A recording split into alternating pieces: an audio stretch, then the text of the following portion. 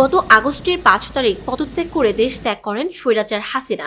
সেদিন ভয় আতঙ্ক নিয়ে দিন শুরু হয় রামপুরা বাড্ডাবাসীর। কারফিউ ভেঙে মার্চ টু ঢাকা কর্মসূচিতে যোগ দেয় ছাত্র জনতা।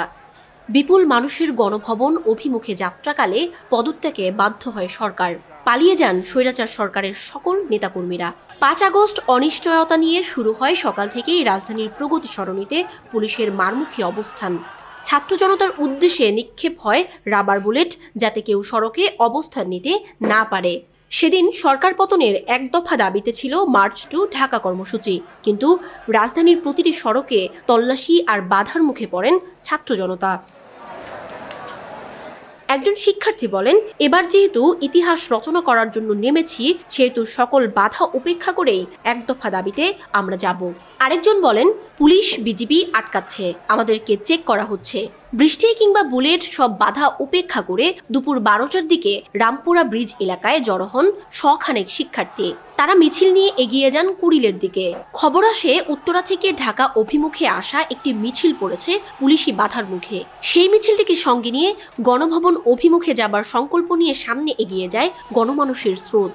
মুক্তির এই মিছিল বাড্ডা নর্দার দিকে যত এগিয়ে যেতে থাকে, তত দীর্ঘ হয় সাধারণ মানুষের সারি। হাজার হাজার ছাত্র জনতা নতুন বাজার গিয়ে থমকে যায়। সামনেই ডিপ্লোম্যাটিক জোন, সেখানে সেনাবাহিনীর ব্যারিকেড, কিন্তু থামে না বিক্ষোভের স্লোগান। এ সময় দূর থেকে সেনা সদস্যরা এগিয়ে যেতে সবুজ সংকেত দেয়। সেনাবাহিনীর ইশারা পেয়ে উল্লাসে উদ্বেলিত হয় ছাত্র জনতা। ভক্তি ভালোবাসায় হাতটা এগিয়ে দেয় কেউ কেউ। মিছিলটি এগিয়ে যায় প্রগতি সরণি হয়ে কুড়িলের দিকে। মানুষের ঢল দেখে ততক্ষণে সরে পড়ে প্রগতি সরণিতে অবস্থান নেয়া পুলিশ সদস্যরা। দুপুর ১টা পর্যন্ত যেখানে থেকে গুলি চালানো হয়, অবশেষে সে এলাকা দখলে নেয় সাধারণ জনতা। এ সময় মানব ঢাল তৈরি করে সড়কের দুপাশে অবস্থান নেয় বিক্ষোভকারীরা।